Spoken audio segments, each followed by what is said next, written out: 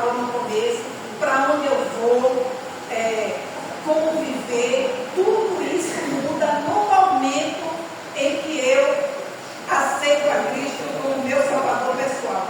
Em outras palavras, essa restauração começa por nós. Né? Você pode ver, começa por mim. Essa obra ela é individual. Então essa restauração começa por nós. Começa pelo ser humano. É interessante porque Deus começa restaurando esse mundo exatamente por aquilo que se perdeu primeiro. Mas o que foi corrompido primeiro? O mundo ou o ser humano? O ser humano, exatamente. Então, o que foi perdido primeiro lá no Éden foi o homem e a mulher, né? Foi o homem e a mulher. Então, Deus começa tudo no devido tempo, no devido lugar.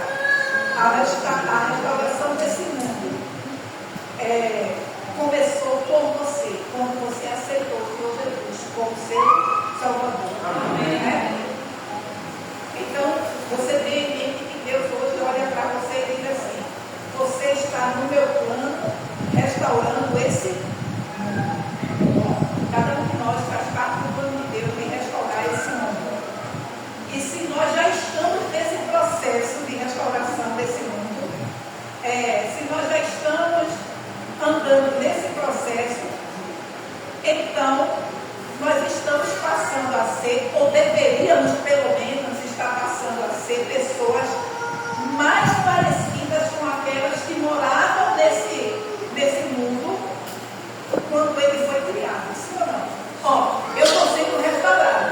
Está tendo um processo de restauração. Restauração a quê? Ao estado primeiro, lá da criação. Então, a cada dia eu devo estar mais parecida com o mundo ou com aquela situação lá do Éden? Com o Éden. Então, se na minha vida está diferente, para a palavra de Deus, orar, jejuar, estudar a palavra de Deus, porque tem alguma coisa errada. Por quê? Porque Jesus veio aqui e deu a vida para salvar cada um de nós do pecado. Então, a gente não pode perder essa oportunidade, deixar passar e deixar que o sacrifício do Senhor Jesus seja em vão na nossa vida, né?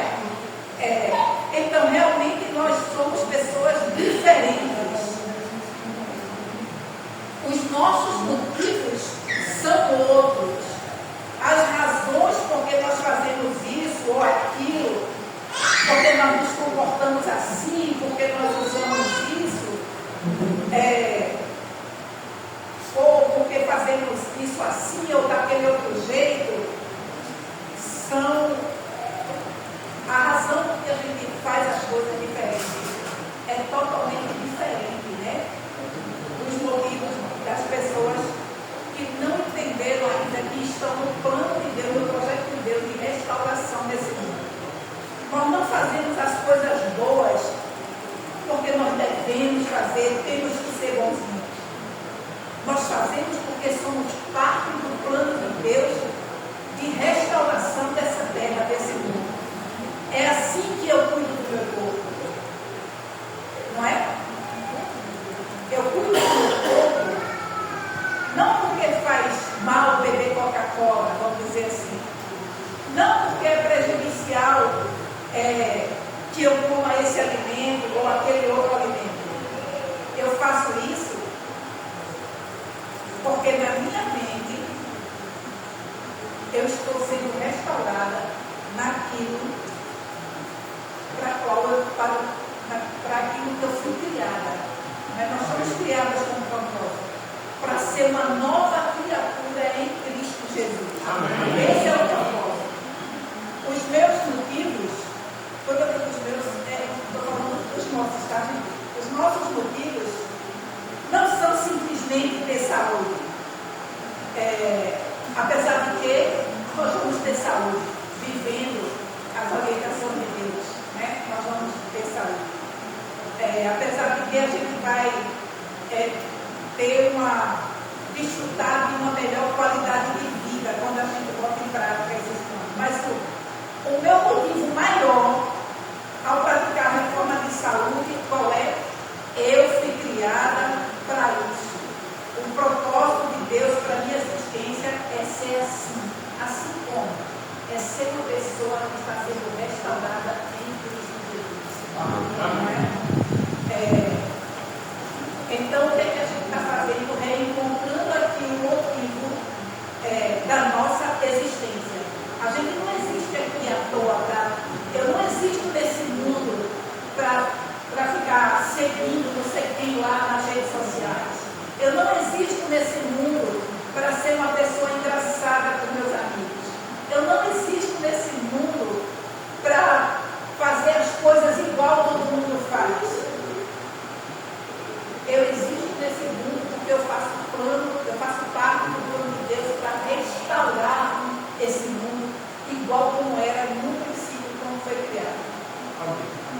É por isso que hoje, nessa mensagem, você vai ouvir mais falar sobre motivos do que sobre comportamento. E isso a gente não tem como esconder, porque é uma questão do nosso viver diário, né? Nós fomos criados para esse mundo.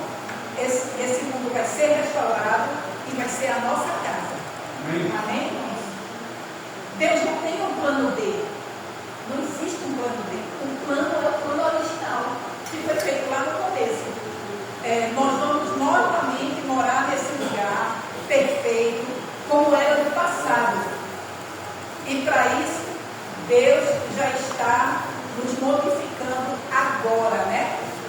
Nesse momento. Se eu permitir, porque eu também posso resistir. Posso ou não posso? Eu posso resistir.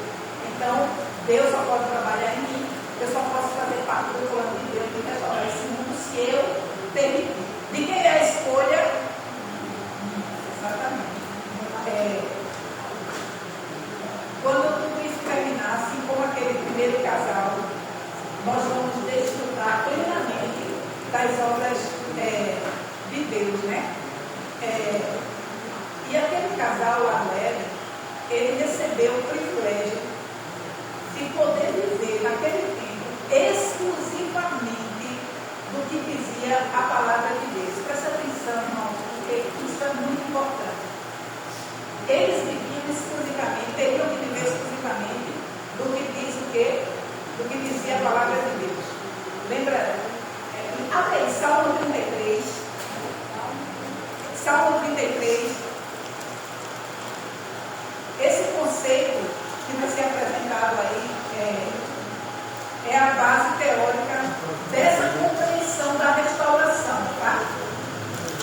Salmo 33, verso 6 diz assim: os céus, por sua palavra, se fizeram, e pelo sopro da sua boca, o exército deles foi formado. Como foi que esse mundo veio à existência? Pela palavra. Não foi isso que nós vimos? Pela palavra de Deus, esse mundo existe. Pela palavra de Deus, esse mundo subsiste. Porque é Deus quem sustenta esse mundo. Amém. Lá no começo, Deus disse que haja luzero no céu. Aí teve sol. Ele precisa dizer isso todos os dias? Não, a palavra dele tem sustentado isso desde que ele falou até hoje. Ninguém fica de noite, Senhor, será que o sol vai nascer amanhã? Será que vai ter sol? Não, a gente sabe que vai ter, porque a palavra de Deus que criou, ela que sustenta. Por isso que eu falei que por meio da palavra o mundo existe e subsiste. E aquele primeiro casal ali no Éden, ele deveria obedecer ali de uma maneira muito simples. A única exigência que Deus fez para que as coisas continuassem ali perfeitas é que eles obedecessem a palavra. Essa era a exigência. O que dizia a palavra de Deus para aquele primeiro casal? E é incrível a gente fazer aí essa relação e descobrir que a palavra de Deus para aquele casal tinha a ver com comida, não é? O que é que dizia a palavra de Deus para eles ali naquele momento? Foi a única ordem praticamente que Deus deu para eles. O que é que dizia essa ordem? Não coma do fruto que está no meio do jardim.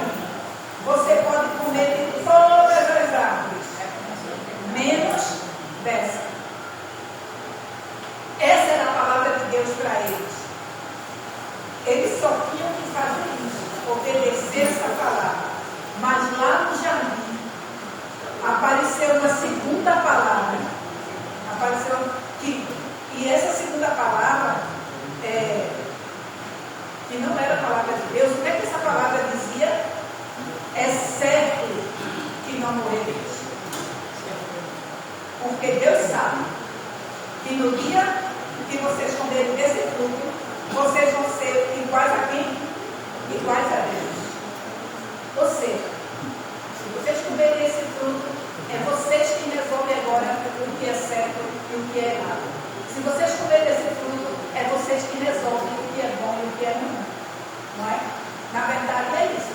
Conhecedores do bem e do mal, é eu que decido o que é o bem, eu decido o que é o mal. Então nós temos aqui a palavra de Deus que dizia não coma, e a palavra que não era de Deus, palavra do inimigo de Deus, que dizia coma. Duas palavras apareceram ali. O que é que o casal deveria fazer? Viver de toda palavra que sai da boca de Deus. Irmãos, é triste a gente ver que, infelizmente, hoje a gente vê muita palavra diferente da palavra de Deus aqui mesmo no nosso meio. Quantas vezes a gente não vê uma pessoa animada, tomou uma decisão, vai fazer uma reforma na vida dela e, olha, a partir de hoje eu não quero mais isso na minha vida. Aí vem aquela segunda palavra lá do Ed e diz, rapaz, para com isso, é extremismo, deixa do teu radicalismo, Deus não quer isso não, Deus quer que você seja feliz, é porque Ele quer que a gente seja feliz, que Ele estabeleceu regras. Quando você diz para o seu filho, não sobe nesse muro, desce do muro, é porque você quer o mal dele ou o bem dele. Não subir no muro é uma regra que incomoda a criança, que incomoda teu filho, mas você não vai abrir mão dela, porque é para o bem dele. Então quantas vezes não acontece isso no nosso meio, né? E é muito importante a gente ter cuidado, irmão, para a gente não estar fazendo o papel da serpente dentro do nosso meio. Eu estou dizendo isso porque eu pessoalmente já fui muito desanimada. Para que isso? Bebe logo leite de uma vez. A pessoa falou para mim, porque eu estava fazendo leite vegetal. Para com isso. É uma escolha minha. Olha, gente, eu nunca digo, você tem que parar de comer isso, você precisa parar de vestir aquilo, você precisa parar de beber isso. Não, eu não trabalho dessa maneira. Estou mostrando aqui para vocês os motivos pelos quais a gente precisa ser diferente. Por que Deus pede de nós algumas coisas, não é? Mas a escolha, ela é pessoal e individual, porque cada um vai ser julgado pelas suas próprias escolhas. Muitas vezes, a gente vê aí pessoas pregando essa mensagem de saúde, que muitas vezes, muitos de nós não aceitamos. Aí, quando eu estava falando, tem a pedra de topo-topeço, pessoas fazendo o papel da serpente dentro do nosso meio, né?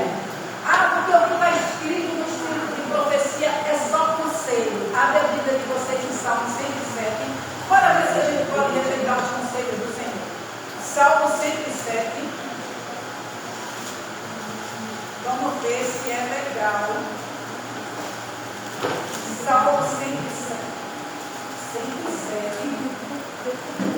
Eu vou ler o verso, vou já achar, peraí. 10.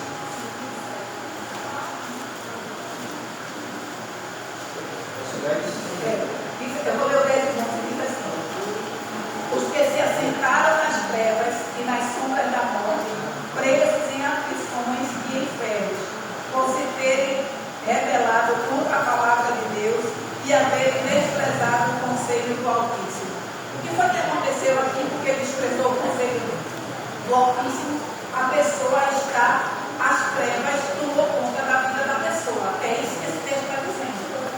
Então, eu posso rejeitar os conselhos do Altíssimo?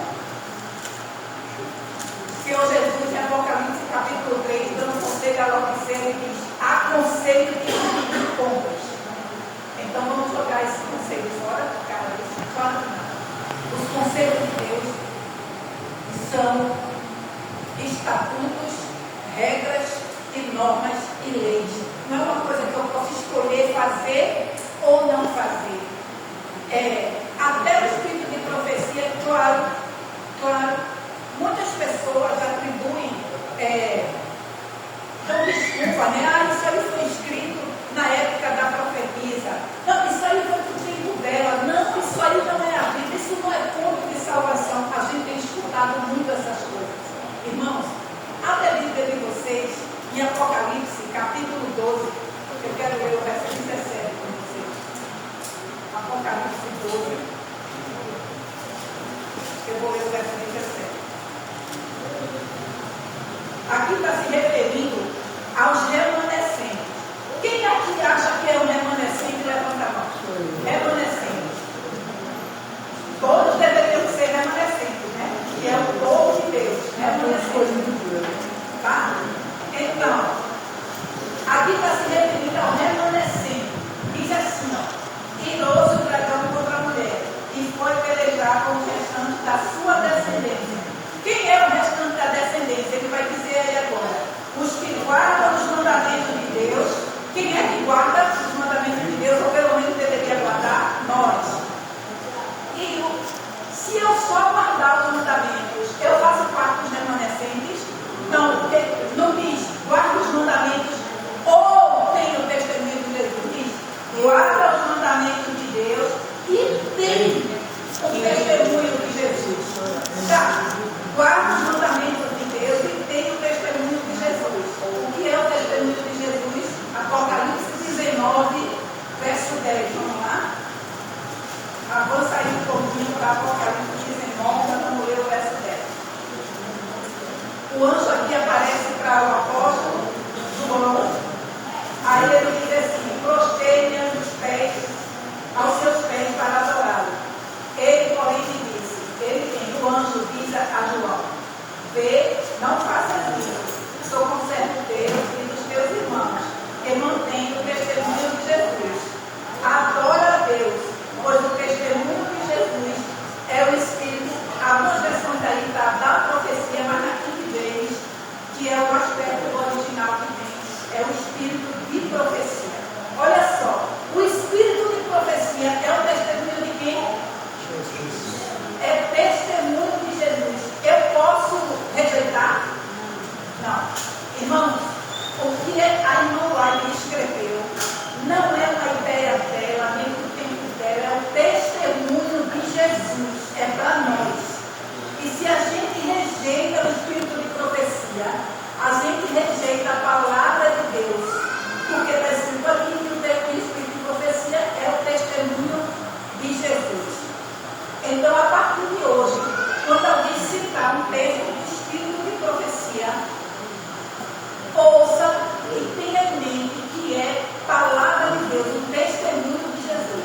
Assim como Deus usou Isaías, Mateus, João, Jeremias, Ezequiel, Daniel, ele usou a irmã Wagner para escrever, uma mulher analfabeta, para escrever mais de 100.000 páginas. À toa é que não é para nós nos salvarmos. Tudo é ponto de salvação. Todas as suas escolhas é ponto de salvação. Não existe uma escolha minha que não é ponto de salvação. Se eu escolho desobedecer a Deus, é ponto de salvação ou não?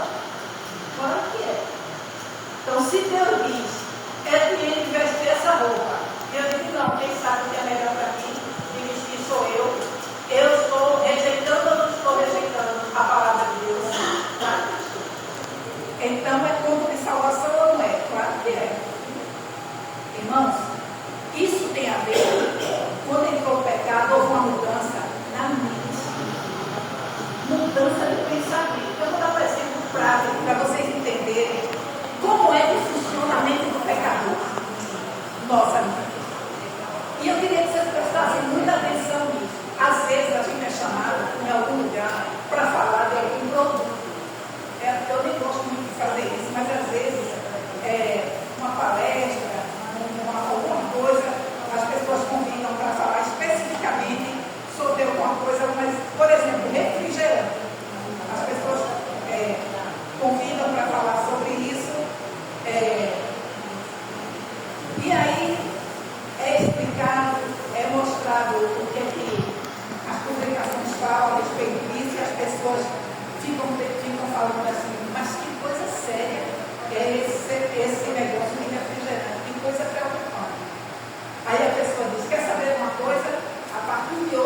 eu não bebo mais refrigerante. Agora eu vou somente beber suco. Suco natural e sem açúcar. Eu pergunto para vocês, pensa direitinho antes de responder. O que foi que mudou? A pessoa bebia refrigerante e agora passa a beber suco de fruta natural sem açúcar. O que mudou? Refrigerante, suco natural. O que foi que mudou? Mudou só o produto. Mudou o produto. A pessoa bebia refrigerante e agora ela bebe suco. Só mudou o produto. Não mudou a maneira de pensar. E é assim, se você não mudar a sua maneira de pensar, você não consegue mudar um hábito. Você até consegue por um tempo fazer, deixar alguma coisa e tal, mas no máximo você só muda um produto, se você não muda a maneira de pensar.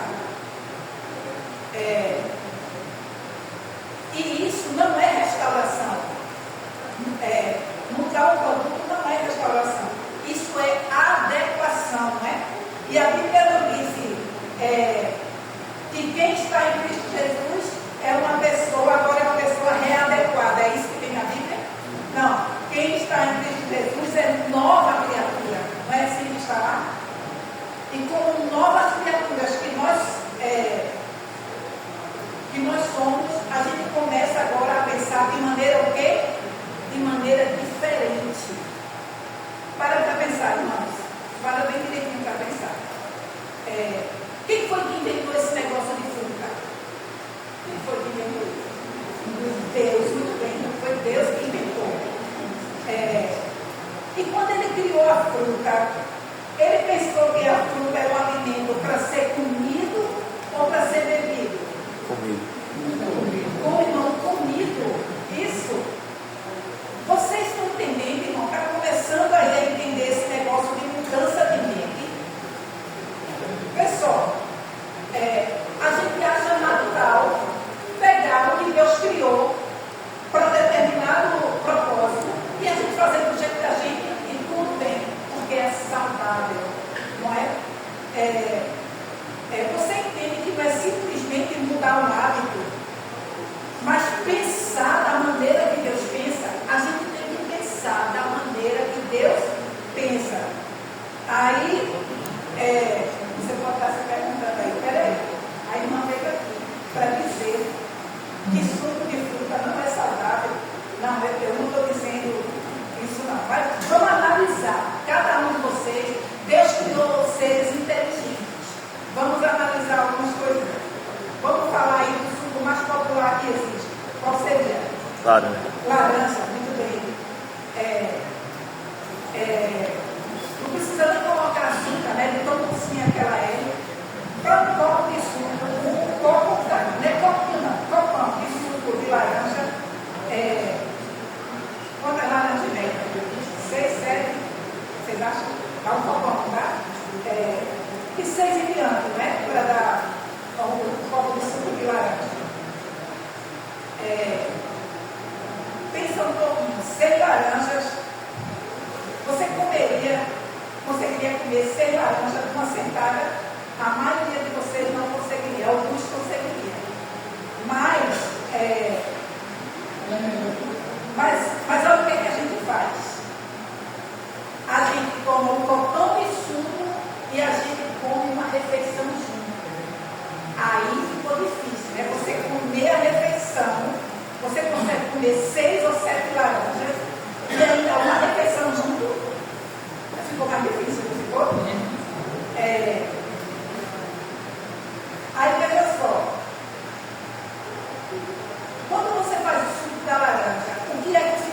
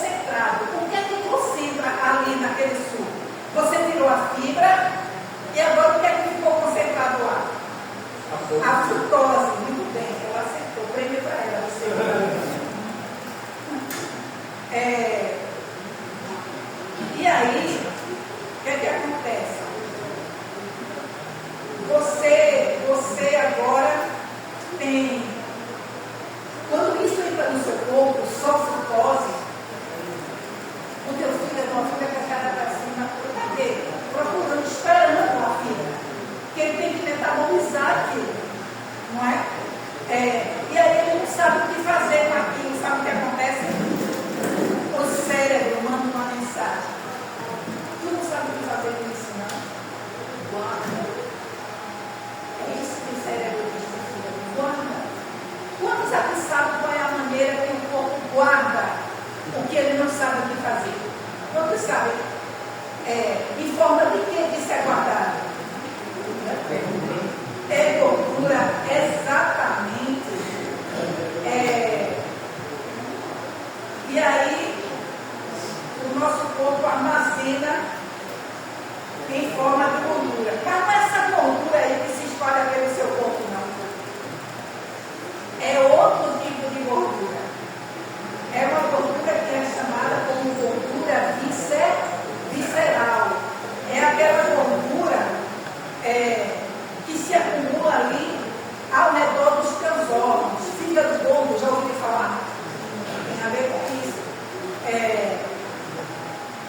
E ali dentro dos teus órgãos internos, essa gordura é acumulada e isso é o início da existência de muitas doenças chamadas doenças crônicas. Que são doenças crônicas, são as doenças que não têm, eles dizem que não tem cura. Mais uma vez você pode pensar, irmão, mas você está dizendo que suco de laranja faz mal. Não, eu não disse isso. Você que criou essa conclusão. Agora preste atenção que como Deus é perfeito. Você sabe qual é o tipo de fibra que tem na laranja? É uma fibra chamada fibra lipossolúvel. Lipossolúvel. O que significa? Significa que ela é solúvel em gordura. E sabe qual é a função disso? Para que serve isso? Para tirar a gordura do seu corpo. Mas como é que vai tirar se você jogou fora agora? Jogou no lixo, né? Você entendeu agora? Você está entendendo? Deus criou a laranja com uma fibra que evita que você acumule gordura. Por quê? Por que você está aqui evita que você acumule gordura? Porque você usa laranja. E aí você não acumula gordura. Mas aí você pega e diz assim, Senhor, o Senhor errou. Deixa, sai da frente, deixa que eu sei como é que faz. E pega a laranja, joga o bagaço fora, né? O bagaço, e bora encher o bucho de frutose para poder ficar bastante gordo, né? Irmãos, isso é uma mudança na maneira de pensar. Deus pensou a laranja para ser comida e nós transformamos a laranja numa coisa para ser bebida, mudança de pensamento. Isso aconteceu na entrada do pecado. Nós mudamos por isso, irmão. Está escrito na Bíblia, enganoso é o coração, não confia na tua mente, não confia no teu coração, porque o coração é enganoso. Quem é que chega para você, tem coragem de chegar para você e dizer que Deus não autorizou ninguém a fazer suco da laranja, por exemplo? Mas para pensar, Deus disse que todas as árvores do jardim você será por alimento. Mandou comer, não é? Voltando para o Éden, estava ali diante daquele casal a palavra de Deus e a palavra do inimigo. Não era isso que a gente estava nesse ponto, né? Eles só precisavam escolher a palavra de Deus. Tinha alguma coisa errada com aquele fruto? Qual era o problema? Desobedecer a palavra de Deus. O reino de Deus não é comida nem bebida. Não é assim que está escrito? Jesus disse o que importa no reino de Deus. Abre a Bíblia aí, Mateus 4, verso 4. Vou começar no verso 3. Só para a gente contextualizar um pouquinho. Mateus 4, vou começar lendo o verso 3. Então, o tentador aproximando-se,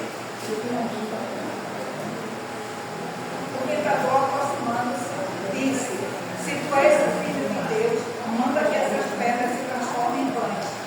Jesus, porém, respondeu: está escrito, não só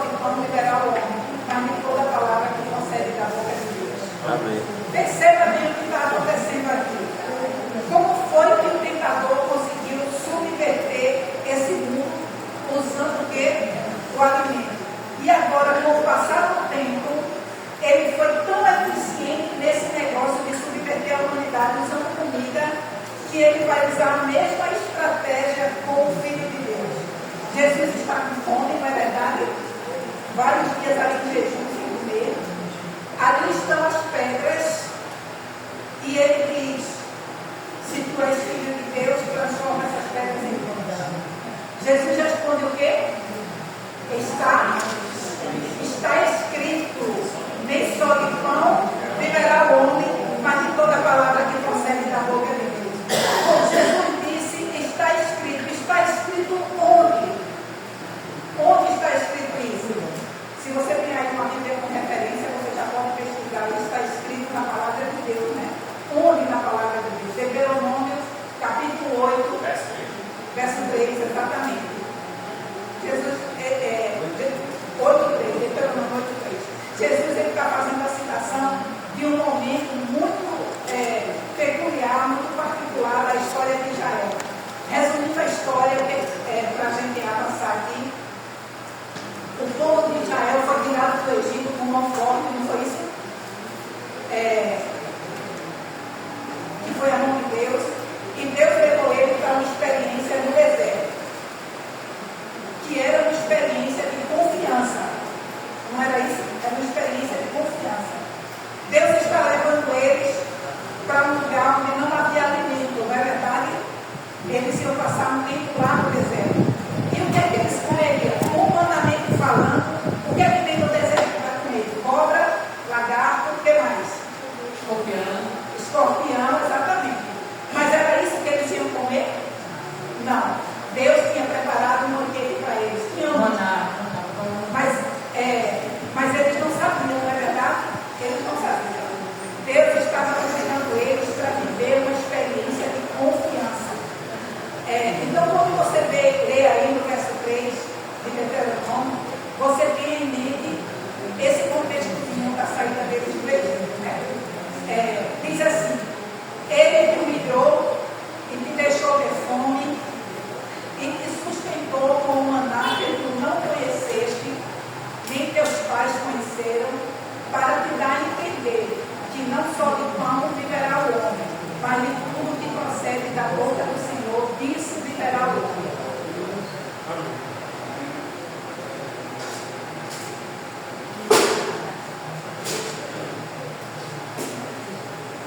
E eu estava fechando, aí eu disse: não vou botar a tampa. Aí agora aconteceu um desastre.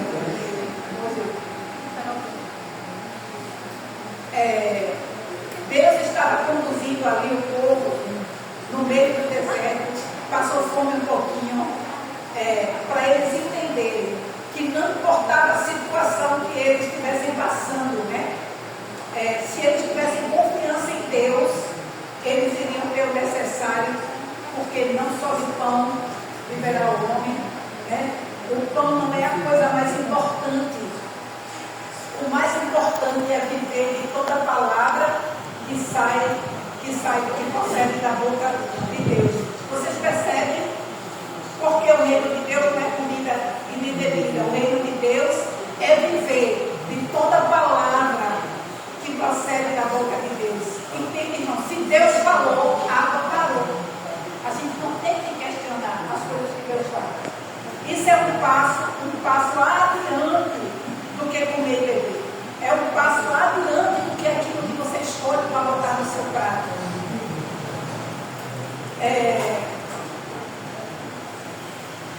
É confiança para a gente viver de toda a palavra que procede da boca de Deus, sem questionar, porque a gente tem esse hábito, né? De questionar. Você não acha que quando isso aconteceu ali, alguém deve ter dito assim para Moisés? Será que alguém não falou assim para Moisés? Mas peraí, Moisés, nós vamos ficar comendo esse maná ali um tempão, e ali também está leproso. E a proteína? Não é assim que o povo diz. Era trono de Deus, meu gente. Deus é quem sabe o que é melhor para nós. Mas a gente quer saber mais do que Deus. Aí a gente diz: não, eu tenho que comer isso porque eu preciso de proteína, porque eu preciso de B12. vale é o que está escrito, né? Na verdade,